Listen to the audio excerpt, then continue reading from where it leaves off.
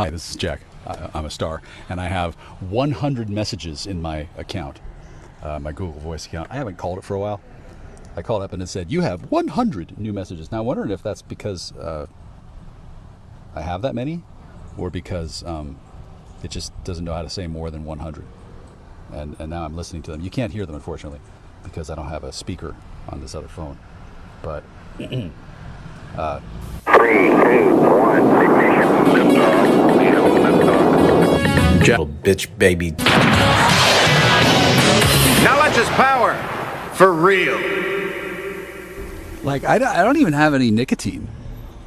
I brought my vapor with me, but I don't have any juice. I would need to buy a new coil, too. You know, those coils are fucking expensive. Like, you buy a coil at the wrong place, you're paying like $5 or $6 for this little piece of metal. And then you got to have a coil if you're going to be vaping. And then you can make your own coils. You know, I found this out. You buy your own wire, and you buy these little bitty itty bitty bits come from like an erector set or something. And then these people, these real smart thinkers, they get their own. They make their own coils. And here's the reason why: because the mixture of the metal, the alloy that is used to make the filament heat up, like the electricity passes through the coil, and the coil heats up, and the coil vaporizes your chemical. And you know, it turns out that there's all kinds of things that a person can do with different alloys and different chemicals. It's almost as though there's a science to it, right?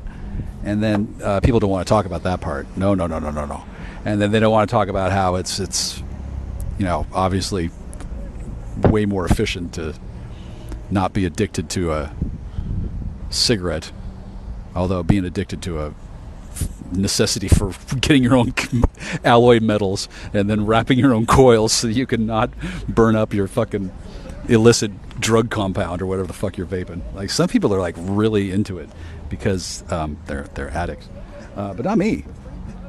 I planned ahead on not getting addicted to shit, noticing that you know, it seemed like a real bad time when people were addicted to things. I noticed that when I was growing up.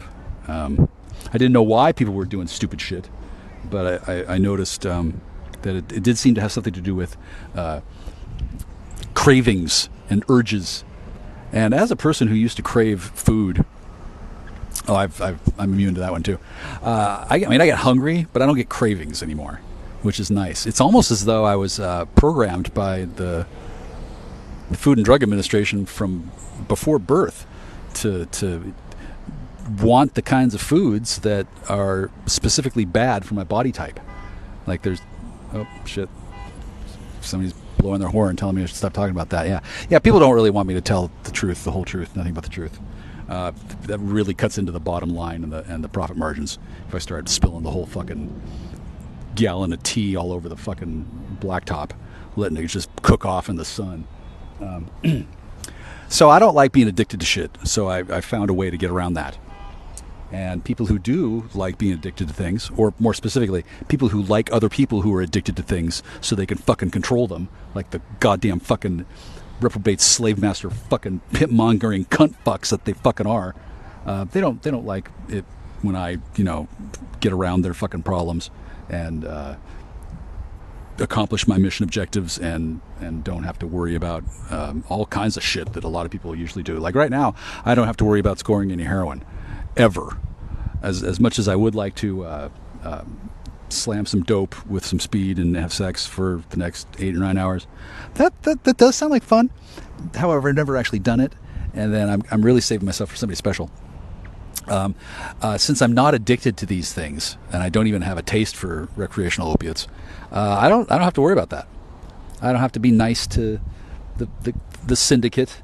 I don't have to kiss ass at work, so I make sure that I'm still on the good list with the fucking dude down in engineering who fucking brings in the fucking dope from wherever the fuck it comes in. And I don't have to worry about being nice to the barista so she makes my fucking Starbucks coffee the right way. I don't have to worry about that. I don't have to worry about where I'm going to get more meth from, because for one thing, I don't even need meth. Like, regular speed is good for me. The thing is, when people start abusing meth, they get to a point where regular speed doesn't do shit anymore. It's like fucking taking a Tylenol. And then at that point, a person can pretty much be said that they have a chemical dependency problem. Because if you've done so much meth that regular speed isn't good enough, and it's got to be meth, or it doesn't work for you anymore, at that point, a person can be said to be on the list, right? Now, most of you people listening to this probably are on that list.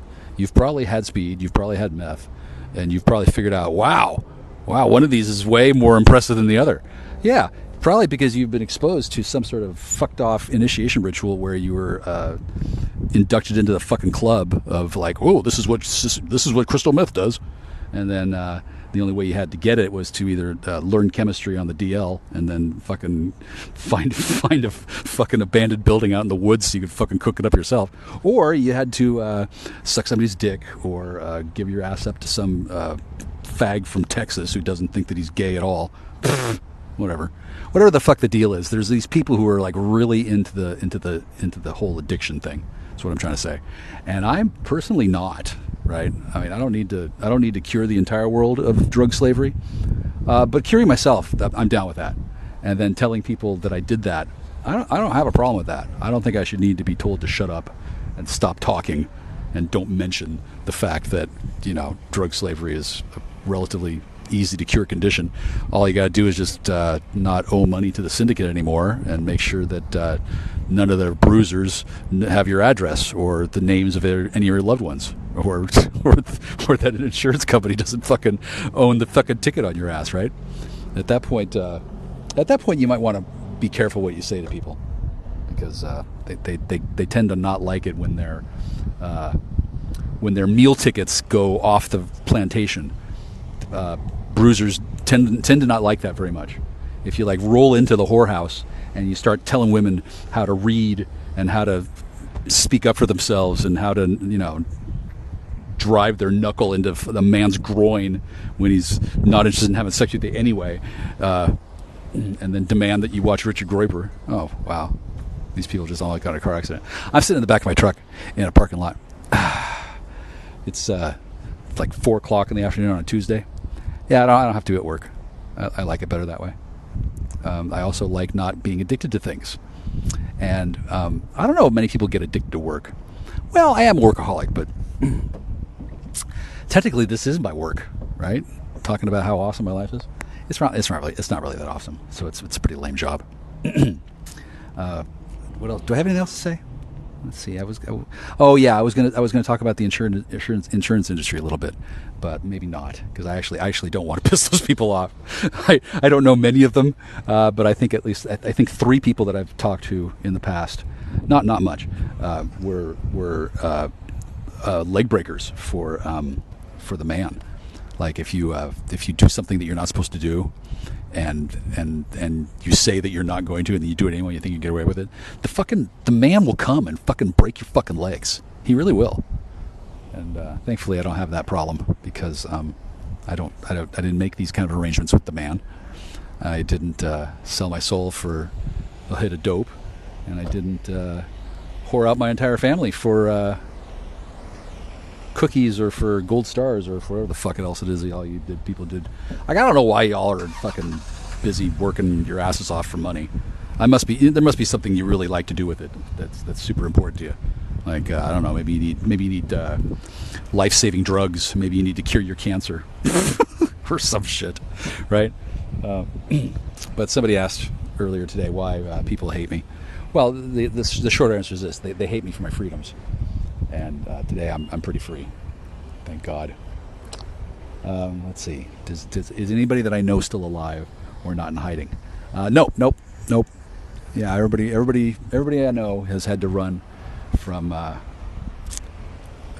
bruisers. Sorry about that, but on the bright side, at least I'm not hooked on dope. Huh? Cool, huh? Yeah, I thought so too. Okay, bye. I could probably stream from here. Gosh, wouldn't that be exciting?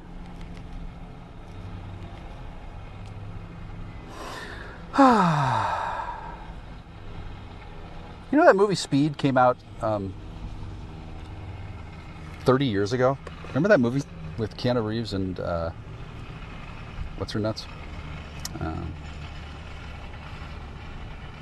Aaron Brockovich, no.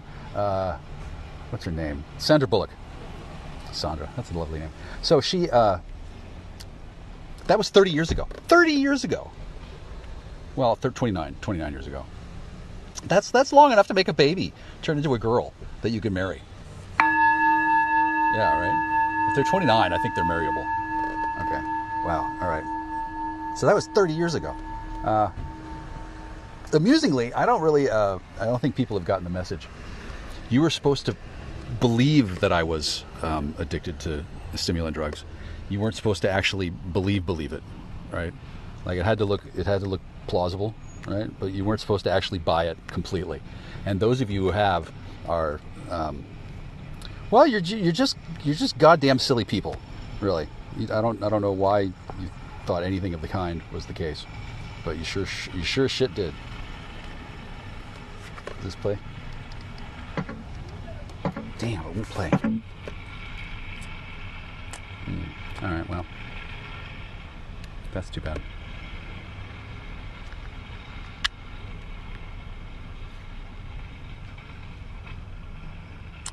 Damn.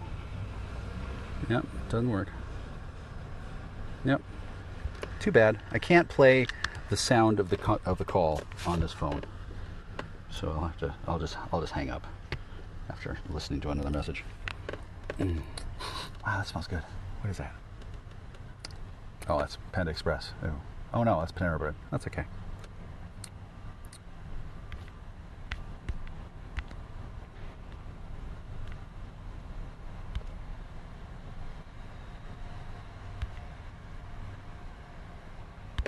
God bless me.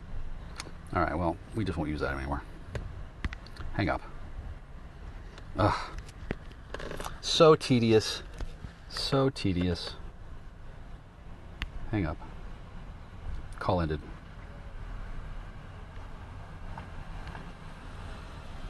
All right, well.